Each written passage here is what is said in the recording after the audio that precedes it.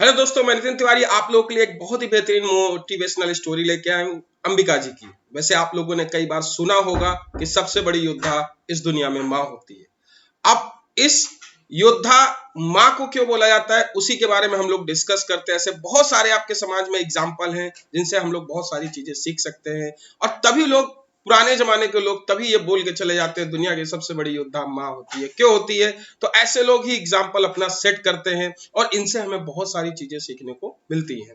वैसे ये एक विक्टिम है चाइल्ड मैरिज की। बचपन में इनकी शादी हो जाती है, फिर उसके बाद ये शादी होने के बाद ये आईपीएस ऑफिसर बनती हैं। तो वहां से लेके वहां तक का सफर इनके बारे में डिस्कस करते हैं। वैसे एक माँ जो होती है वो हमेशा एक बेटर सोसाइटी के लिए फाइट करती है, इसीलिए माँ को बोला जाता है दुनिया का सबसे बड़ा योद्धा। आप लोगों को एक बात बताऊं कि इनकी जो शादी हो गई थी वो 14 वर्ष की आयु में हो गई थी एक कांस्टेबल के साथ। अब एक कांस्टेबल के साथ इनके माता पिता ने 14 वर्ष की उम्र में शादी कर दी। तो अब जब किसी के बचपन में शादी हो जाती है तो सोचते हैं बस ये अब शादी हो गई, बच्चे होंगे, खाना पीना, बस इसी तक एक लिमिट में जिंदगी व्यतीत करना, ऐसा सोच लेते हैं। बट ऐसा नहीं है, इनको कुछ अलग करना था।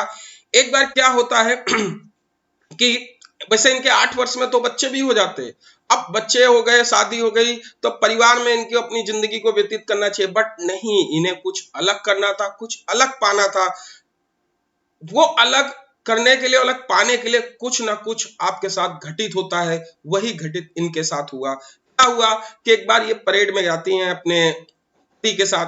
पुलिस कांस्टेबल थे तो भाई सीनियर को ये सैल्यूट तो करेंगे ही करेंगे। तो इन्होंने जब देखा कि इनके पति सीनियर्स को सैल्यूट कर रहे हैं तो इन्हें थोड़ा सा फील हुआ कि हम भी सीनियर एक आईपीएस ऑफिसर बने। तो वहां से इनको आईपीएस बनाने का फैसला लिया इन्होंने अपने आप को। फिर उसके बाद इन्होंने 10वीं 12वीं डिस्टेंस लर्निंग अपनी ग्रेजुएशन पूरी की। ध्यान रखिएगा, ना 10वीं थी ना 12वीं थी, तब शादी हो गई थी। फिर उसके बाद इन्होंने 10वीं भी की, 12वीं भी की, डिजिटल लर्निंग से अपनी ग्रेजुएशन पूरी भी की। आसपास के कोई कोचिंग सेंटर भी नहीं था। अंबिका चेन्नई में सिविल सर्विसेज की तैयारी करती रही। उसके बाद अंबिका सिविल सर्विसेज की परीक्षा में 3 बार अनुत्तीर्ण हुई, असफल हुई।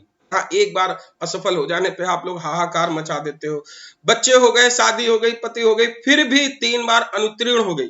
समाज क्या कहेगा, लोग क्या कहेगा, इसकी चिंता ना करते हुए इन्होंने अपनी कॉन्टिन्यूस प्रिपरेशन करती रही। इसके बाद इन्होंने 2008 में पहली बार परीक्षा पास करके एक आईपीएस ऑफिसर बनी। उसके बाद इन्होंने जो वर्तमान में अंबिका जी मुंबई जोन 4 की डीसीपी है, उन्हें मुंबई की लेडी सिंघम के नाम से भी जाना जाता है।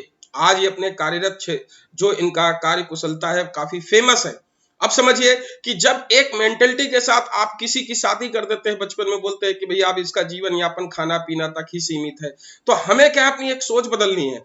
एक इन्होंने एग्जाम्पल सेट किया कि नहीं, हमें वहां तक लिमिट नहीं रहना, हम अकेले दम पे बहुत कुछ अचीव कर सकते हैं।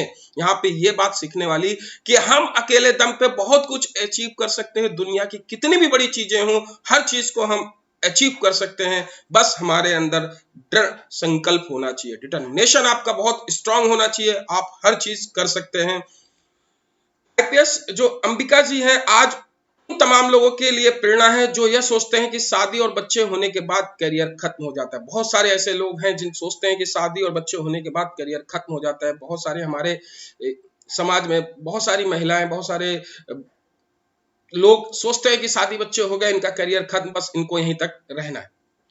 तो वैसे बच्चों, आप लोगों को ये स्टोरी पसंद आई होगी तो अपने दोस्तों के साथ इसे जरूर शेयर करें। और आप लोग यदि अनअकैडमी के प्लेटफॉर्म में पढ़ रहे हैं, आपको सब्सक्रिप्शन चाहिए तो आप लोग ये सब्सक्रिप्शन ले सकते हैं। रेफरल कोड आप ये यूज कर सकते हैं जिसमें आपको 10% का डिस्काउंट मिलेगा जो भी कोर्स आप खरीदते हैं।